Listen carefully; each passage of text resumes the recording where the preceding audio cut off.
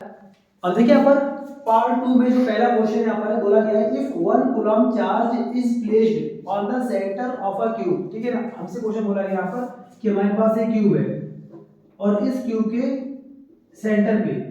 इस क्यूब के सेंटर पे बीचों बीच एक चार्ज को यहाँ पर रखा गया है, यहाँ पर मान लीजिए, ठीक है ना।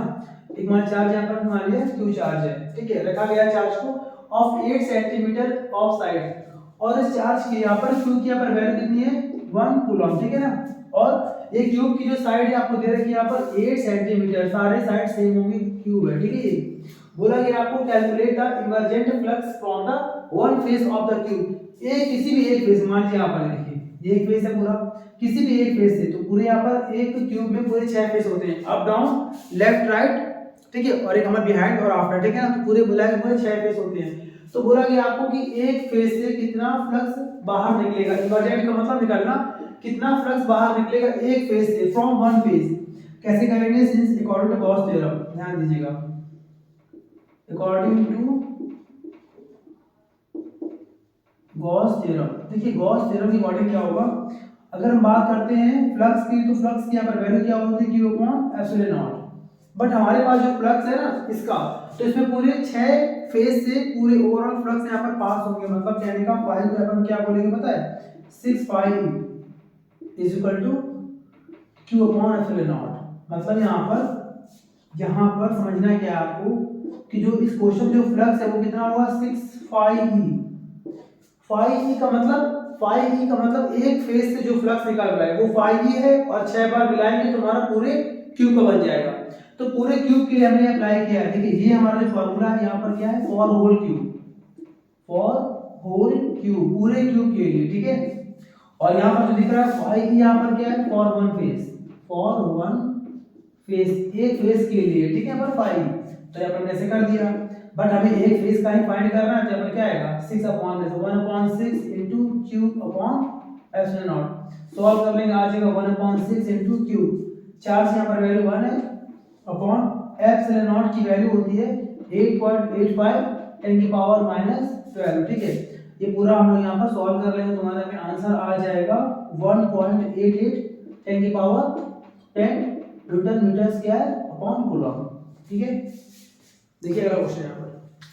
अब देखिए यहाँ पर दूसरा यहाँ पर क्वेश्चन आ रहा है, an electric dipole consists of two charges, मतलब कि एक इलेक्ट्रिक डाइपोल, मतलब कि एक डाइपोल का मतलब क्या होता है कि जहां पर बोथ साइड मतलब दोनों ही सिरों पर दो इक्वल चार्ज होते हैं, ठीक है ना, डाइपोल में, each of 1 micro coulomb. Question हमसे यहाँ पर ये कहा जा रहा है कि यहाँ पर जो चार्ज है 1, मान लीजिए -1 कूलम चार्ज है यहाँ पर माइक्रो कूलम, और यहाँ पर भी चार्ज है, इस वाले एंड पर भी यहाँ पर चार्ज है, बट ये कैसा होगा प्लस का, क्योंकि यहाँ पर हमसे क्या बोला गया डाइपोल का मतलब क्या होता है, अगर एक माइनस में दूसरा यहाँ पर कैसे में होगा प्लस में, ठीक है ना। तो यहाँ पर एक और हमें दे रखा है 1.0 माइक्रो कूलम, ठीक है। बोला गया बट ऑफ अपोजिट नेचर, वो तो मालूम ही था डाइपोल है, तो द डिस्टेंस बिटवीन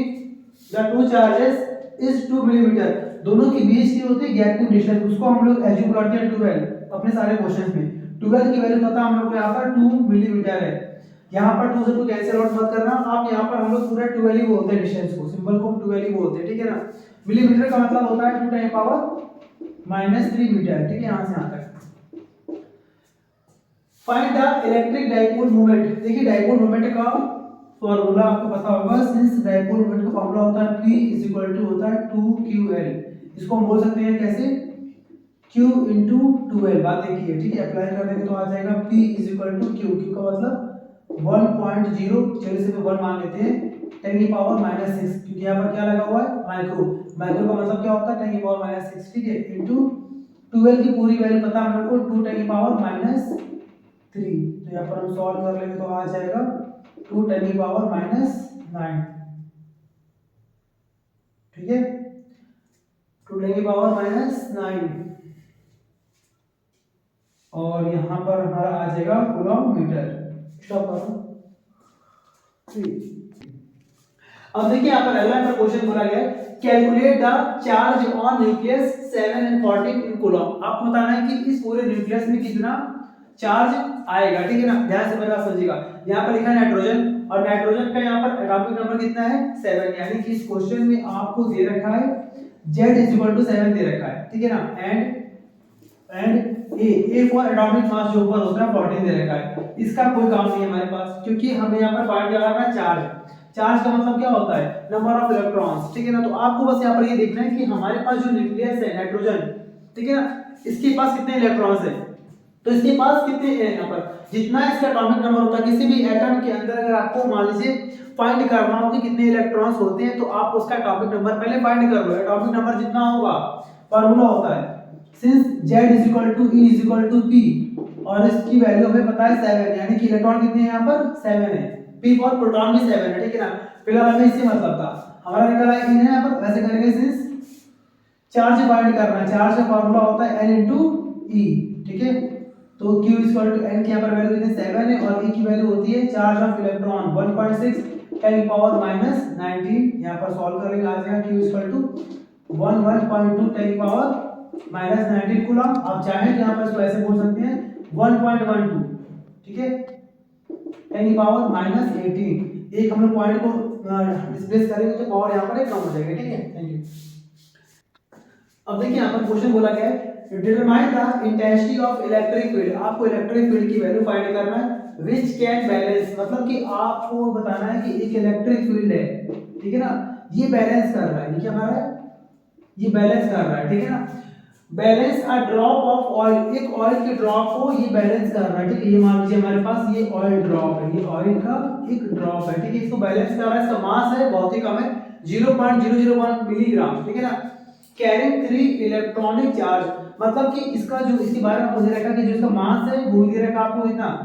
0.001 दे रखा है, ठीक है। यहाँ पर समथिंग समझिए, अभी रफली बता रहा है, ठीक है आपको। और इस पर जो चार्ज है Q वो कितना है 3 इलेक्ट्रॉनिक चार्ज है, मतलब चार्ज की वैल्यू कितनी है 3 इलेक्ट्रॉन के बराबर है, इसका मतलब ये होता है, ठीक है ना। 3 इलेक्ट्रॉनिक चार्ज का मतलब कि इस ऑयल के ड्रॉप के ऊपर इतना चार्ज है, 3 इलेक्ट्रॉन के बराबर का चार्ज है, और इसका मास दे रखा है आपको 0.001 मिलीग्राम, ठीक है ना। आपको बताना है कि अगर इसको ये बैलेंस करें, देखिए पहली बात तो इलेक्ट्रिक फील्ड किसी को बैलेंस क्यों करेगा, पहली बात आप और हमको बैलेंस नहीं करेगा, क्योंकि वहां पर जिसके पास चार्ज होता है वो उसको बैलेंस करता है। तो इलेक्ट्रिक फील्ड जो बैलेंस कर रहा है ऑयल के ड्रॉप को, वो क्यों कर रहा है, इसका रीजन क्या है कि उस ड्रॉप के ऊपर चार्ज है, पहली बात,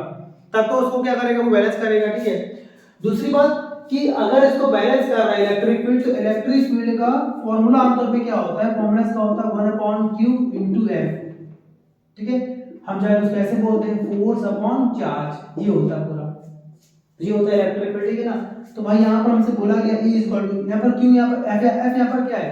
F, यहाँ पर ध्यान से समझिएगा, F यहाँ पर क्या इलेक्ट्रिक फोर्स है। तो इलेक्ट्रिक फील्ड क्या करेगा, इसको अगर बैलेंस करेगा तो कैसे बैलेंस करेगा, ऑयल का ड्रॉप पे ग्रेविटी काम करेगा, मतलब कि जो इसका मास है वहां पे ऐसे काम करेगा ना mg, किसी का मास कहां काम करता है परपेंडिकुलर डाउनवर्ड, नीचे काम करता है, तो इसका जो वेट होगा यानी कि F = यहाँ पर क्या होगा mg होगा, ऐसे करके। और ये क्या करेगा इलेक्ट्रिक फील्ड, इसको ऊपर की ओर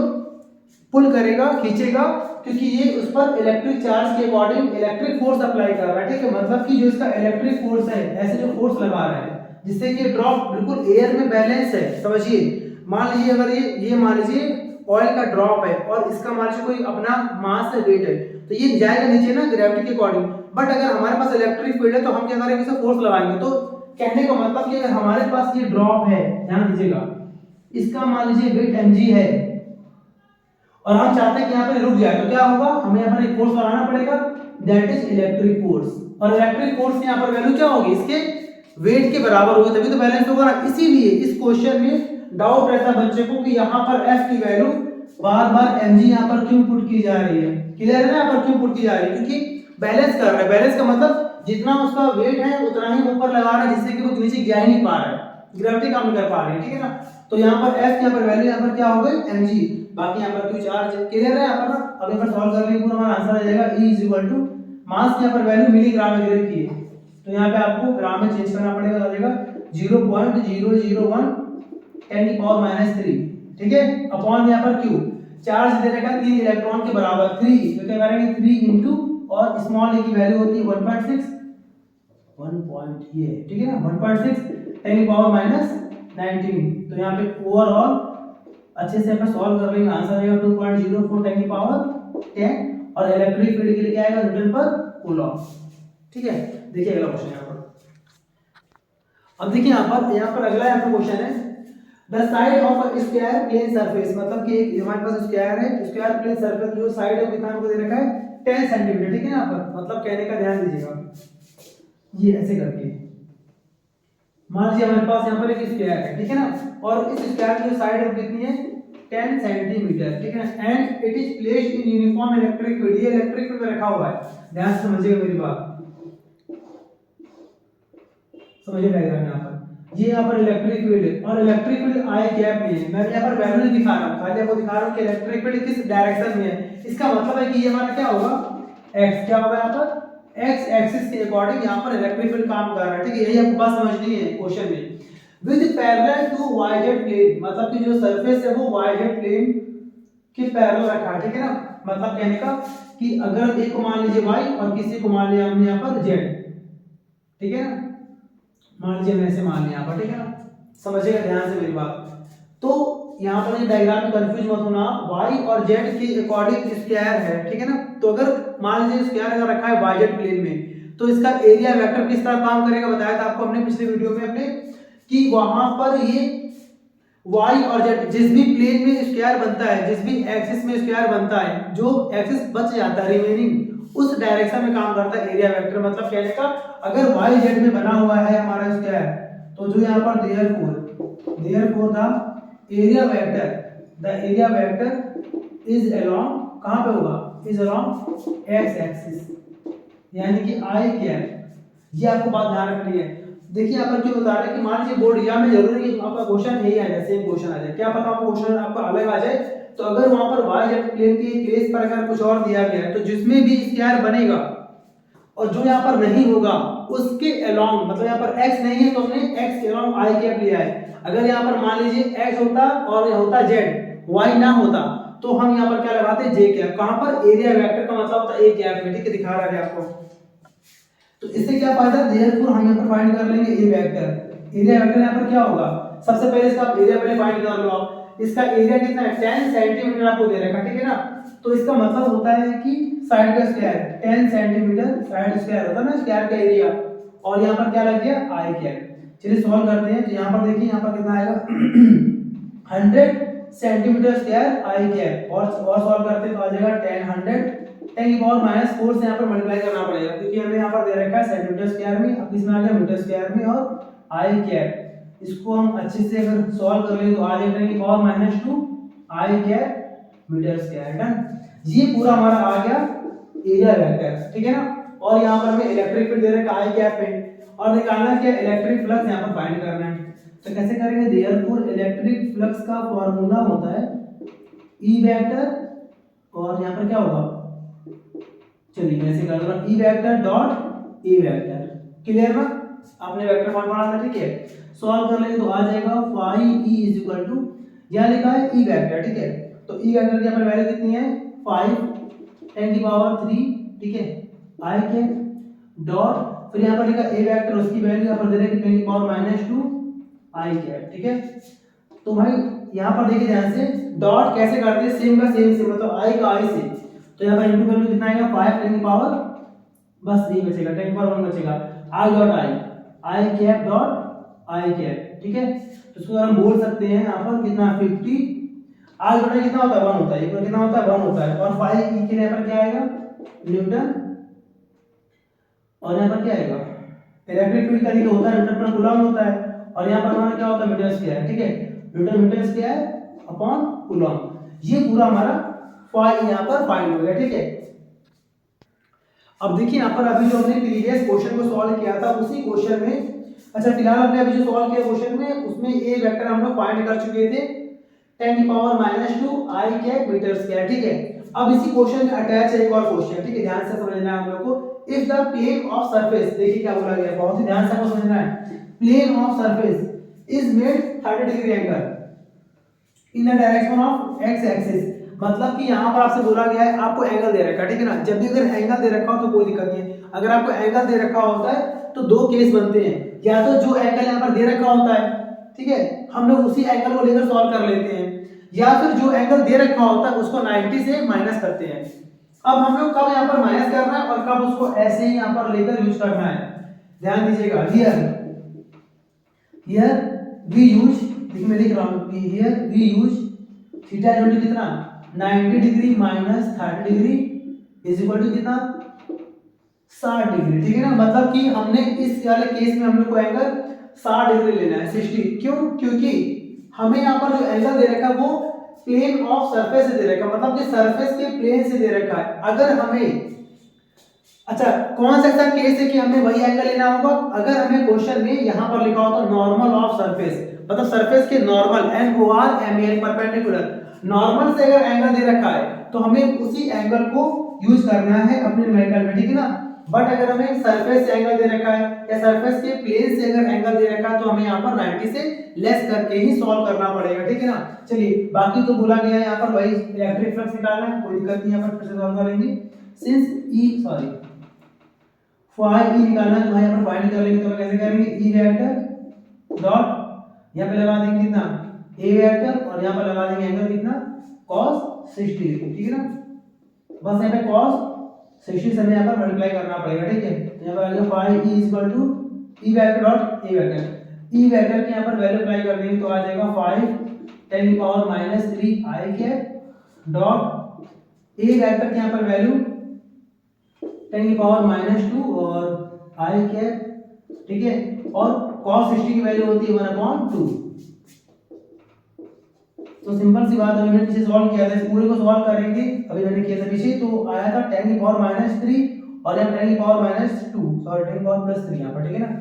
10 की पावर +3 है तो +3 और -2 बचेगा 10, 50 आएगा ओवरऑल, आज बटा 1 हो गया। तो यहाँ से लेकर यहाँ तक आंसर 50 है, 2 से कैंसिल आउट, तो कितना है 25 न्यूटन मीटर स्क्वायर पर कूलम, ठीक है ना। तो जब भी यहाँ पर अगर एंगल दे रखा हो तो आपको थोड़ा सा ध्यान रखना पड़ेगा। यहाँ पर ये क्वेश्चन बोला गया लीनियर चार्ज डेंसिटी यानी कि लैम्डा, इसको हम लोग बोलते हैं लैम्डा, ठीक है ना। लैम्डा पर बोला गया lambda of a uniformly charged straight wire of infinite length, मतलब कि इनफाइनाइट लेंथ के लिए जो लैम्डा दे रखा है हमें यहाँ पर क्वेश्चन में, मैं पैसे कर रहा हूँ पहले गिवन, हमें यहाँ पर इनफाइनाइट लेंथ के वायर के लिए जो लैम्डा, लैम्डा का मतलब यहाँ पर क्या होता है लाइन चार्ज डेंसिटी दे रखा है हम लोग को 10 की पावर 10 × 10 की पावर -8 कूलम पर मीटर, ठीक है ना। Calculate the electric field intensity, हमें यहाँ पर ई फाइंड करना है, इलेक्ट्रिक फील्ड इंटेंसिटी फाइंड करनी है at a distance of 2 centimetre, मतलब कि यहाँ पर हम लोग को ई फाइंड करना है और हमें आर पता है 2 सेंटीमीटर। देखिए आपने पढ़ा होगा, एक फार्मूला पढ़ा होगा आपने, या फिर एक गॉस थ्योरम, एक हमारी थी एप्लीकेशन ऑफ गॉस थ्योरम, ठीक है। एप्लीकेशन ऑफ गॉस थ्योरम में क्या था कि हमारे पास कोई वायर है और इसे मान लीजिए चार्ज फैला है, ठीक है। यहाँ पर एक मान लीजिए वायर है और चार्ज फैला है इनफाइनाइट लेंथ का, तो इससे r डिस्टेंस पर जो इलेक्ट्रिक फील्ड होता है उसका फार्मूला होता है 1/4πε0 * 2 λ/r। ये आपने पढ़ा था एप्लीकेशन ऑफ गॉस थ्योरम में, ठीक है ना, स्ट्रेट लाइन का, ठीक है। तो इसी यहीं पर बिल्कुल सेम क्वेश्चन बोला गया हमसे कि यहाँ पर एक वायर है और इसके लिए आपको लैम्डा यहाँ पर पता है, आपको r भी यहाँ पर पता है, आपको r यहाँ पर दे रखा है और निकालना है कि कितना इलेक्ट्रिक फील्ड। सिंपल से यहाँ पर लॉजिक है, लगा देंगे फार्मूला तो आ जाएगा E = 1/4πε0 * 2 λ/r, ठीक है। सॉल्व कर लेंगे तो आ जाएगा, इस पूरे की वैल्यू होती है 9 10 की पावर 9, ठीक है। और यहाँ पर कितना आ गया 2 लैम्डा की यहाँ पर वैल्यू दे रखी है 10 क्रॉस 10 की पावर -8 अपॉन में आ जाएगा यहाँ पर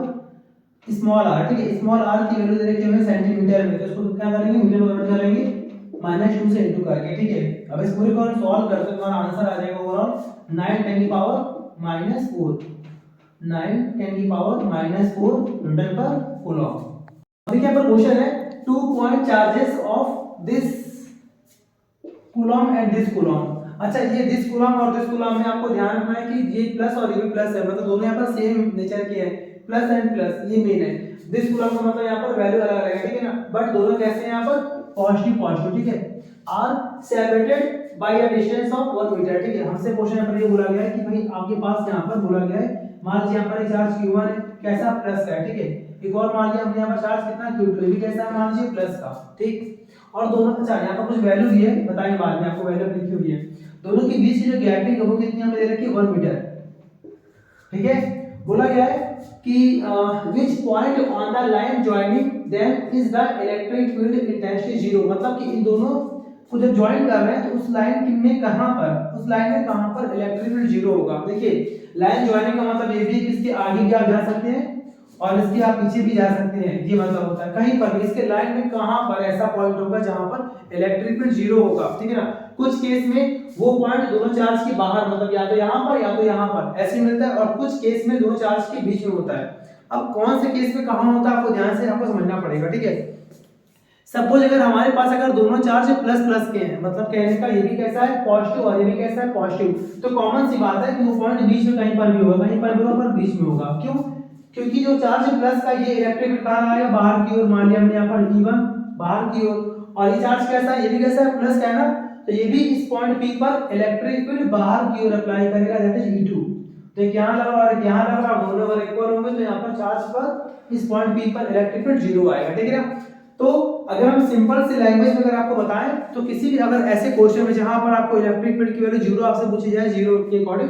तो अगर दोनों चार्ज प्लस प्लस के हैं तो वो जो पॉइंट करना है वो पॉइंट इन दोनों चार्जेस के बीच में ही होगा, ठीक है। तो मान लिया हमने कि सपोज मान लीजिए पॉइंट P है, तो पॉइंट P की जो P1 से जो डिस्टेंस है मान लिया हमने x है, ठीक है, और यहां से कितना मान लिया हमने 1 - x, कॉमन सेंस है, पूरा 1 है, इतना x है, तो जो बच जाएगा हमारा क्या होगा 1 - x, ठीक है। तो ऐसे बोलेंगे यहाँ पर let the point be P, therefore अगर P पॉइंट पर इलेक्ट्रिक फील्ड जीरो होगा, ऐसा कब होगा जब यहाँ पर क्या होगा E1 = E2 हो जाएगा, E1 और E2 दोनों आपस में इक्वल हो जाएगा, ठीक है। E1 की यहाँ पर वैल्यू सॉल्व करेंगे आ जाएगा 1/4πε0, पॉइंट चार्ज का इलेक्ट्रिक फील्ड एक फार्मूला को पता है 1/4πε0 Q/r²। तो E1 के लिए यहाँ पर कितना आएगा x, यहाँ पर आ गया q² E2 के लिए आएगा 1/4πε0 चार्ज सेम है, ठीक है ना, नहीं चार्ज अलग है, यहाँ पर Q1 यहाँ पर कितना Q2 है, Q2/r, r का मतलब यहाँ पर कितना आएगा 1 - x का होल स्क्वायर, ये पूरा कैंसिल आउट। Q1 की वैल्यू आपको पता है 5×10⁻⁹ ठीक है, और यहाँ पर आ जाएगा Q2 की वैल्यू 10×10⁻⁹ (1 - x का होल स्क्वायर), ठीक है। तो 19 कैंसिल आउट, 5 से करेंगे कैंसिल, यहाँ बचेगा कितना, यहाँ बचेगा कितना 2, तो यहाँ पर पूरा आ गया 1/x² = आ जाएगा 2 यहाँ पर फॉर्मूला पूरा ओपन कर दीजिए, a - b का whole square a² + b² - 2ab, cross multiply कर देंगे तो हमारा आ जाएगा x² +